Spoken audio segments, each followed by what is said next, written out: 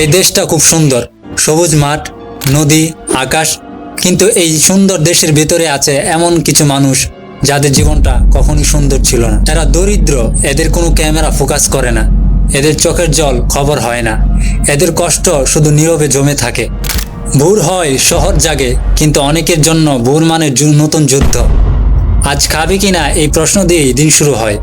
একজন রিক্সাওয়ালা, একজন দিনমজুর, একজন গৃহকর্মী নারী, তাদের স্বপ্ন খুব ছোট, একবেলা ভাত, একটু শান্তি। কিন্তু এই ছোট্ট স্বপ্নটুকু পূরণ হয় না প্রতিদিন।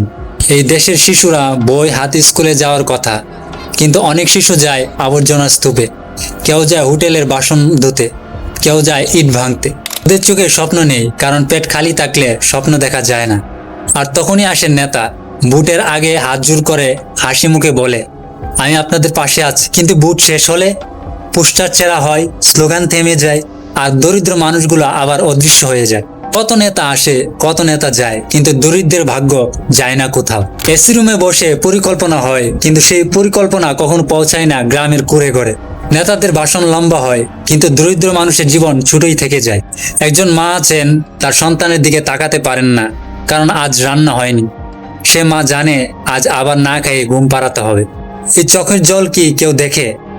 এই নীরব কান্না কি কোনো রিপোর্টে আসে? না। এই দেশটা কার?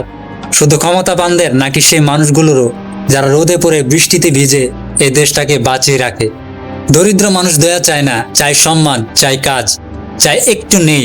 একদিন আমরাও বুড়ো হব, একদিন আমরাও দুর্বল হব। সেদিন যদি কেউ না থাকে, তাহলে বুঝবো আজ যারা অবহেলিত তারা আসলে আমাদেরই ভবিষ্যৎ।